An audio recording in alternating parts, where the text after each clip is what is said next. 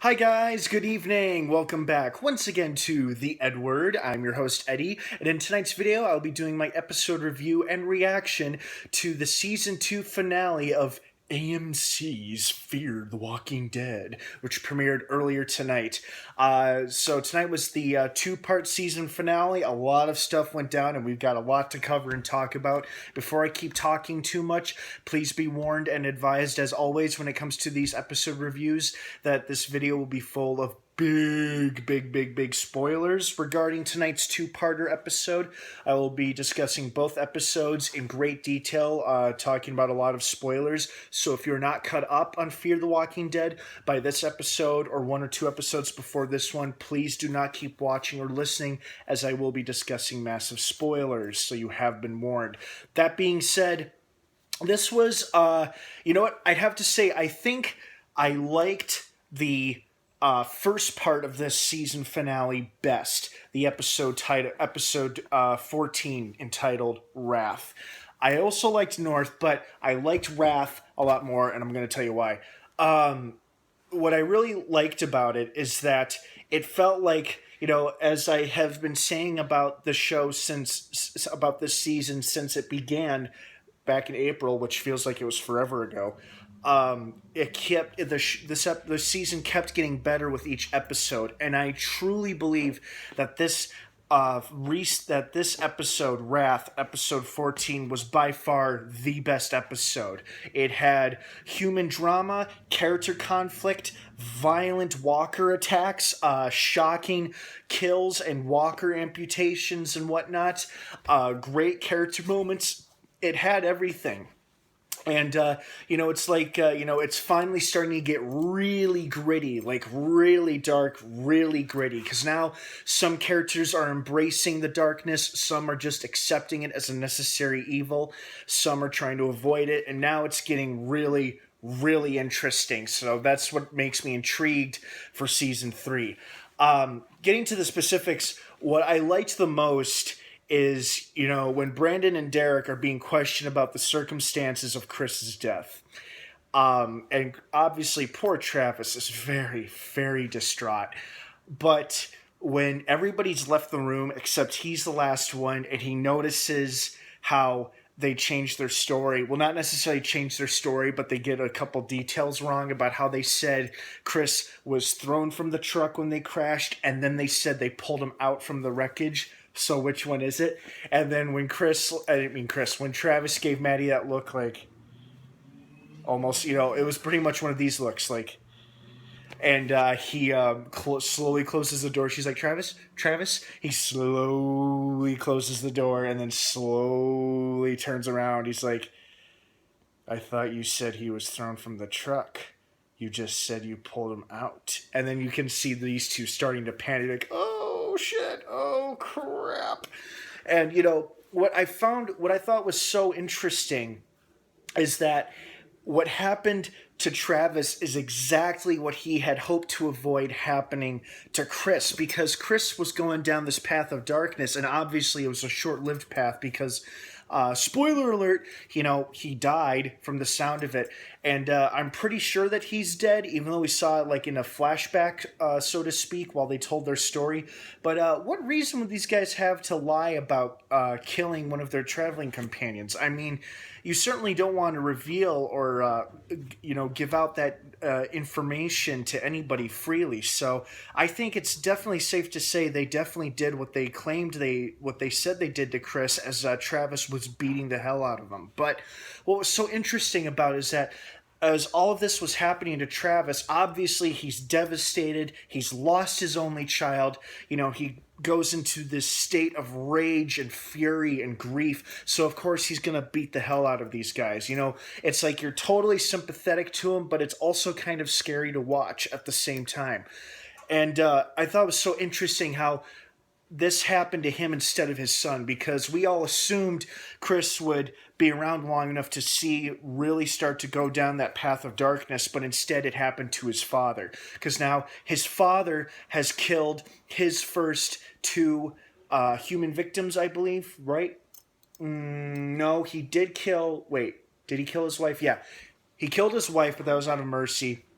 But now these were two savage killings that that he took out, and of course he went into that dazed, unresponsive state.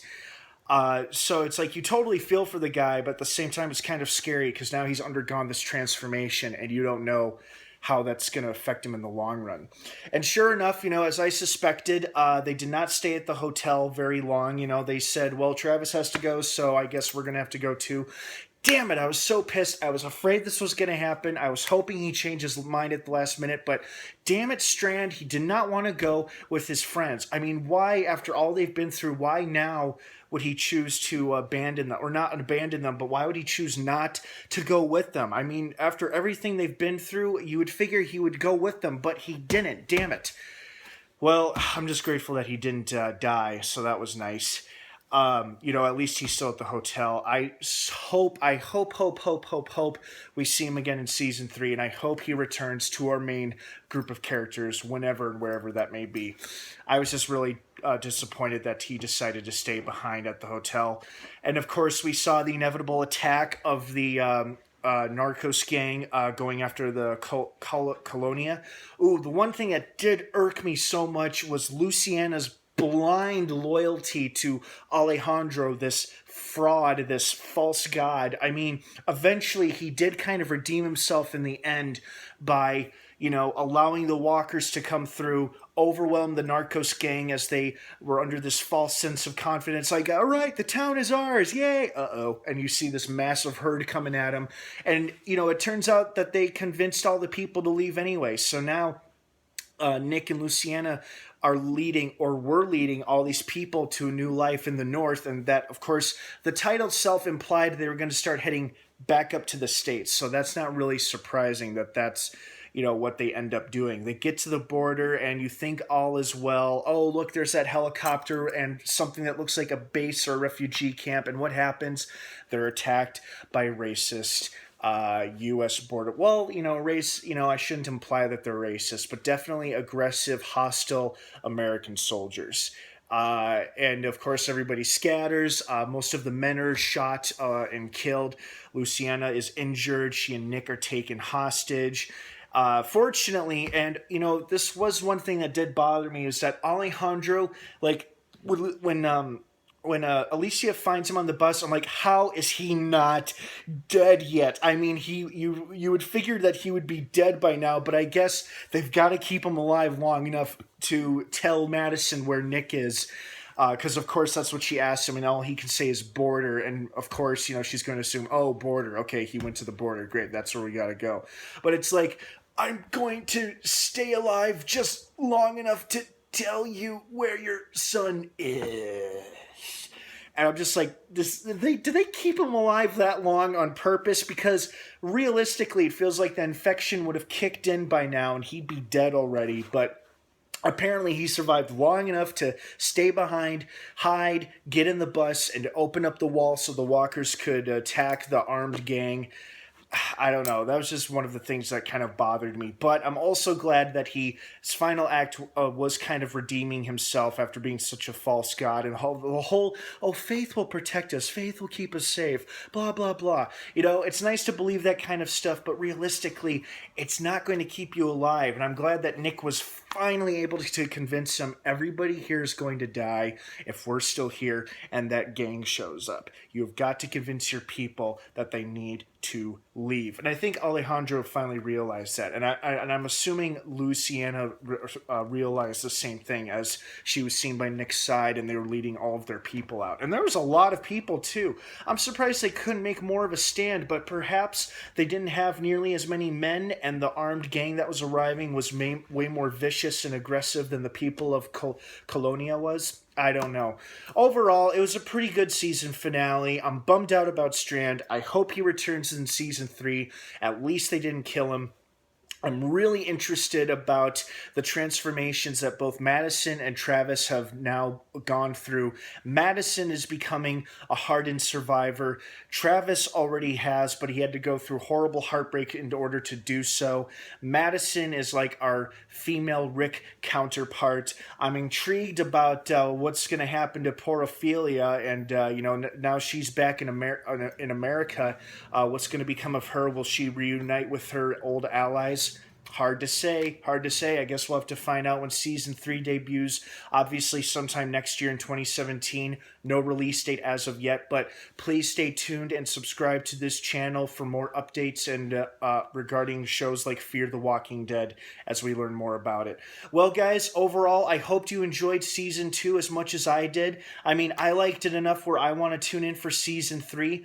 I hope season 3 is a lot more gripping and more higher stakes, because that's what this show is kind of lacking in terms of like keeping your audience engaged. Walking Dead does a fantastic job with super high stakes. Fear the Walking Dead is getting better at it, but they need to get a lot better really fast or they're going to lose their audience. Just my opinion. All right, guys, thanks again so much for tuning in and watching this episode review. I hope you enjoyed the finale and the season overall. Don't forget to subscribe to this channel, like I mentioned earlier. Please check out my Facebook page in the description down below. I think you'll like what you see. I apologize for not being as active the past couple days. I guess I felt like there wasn't really anything that much worth reporting. What I did find worthy of telling people about, spreading the word, is posted on my information newsfeed for my Facebook page. You can see it in the link down below. And of course, as always, please leave your thoughts, opinions, and feedback and comments down below. No internet trolling, please, and please be respectful and civil of one another's beliefs and opinions, of course.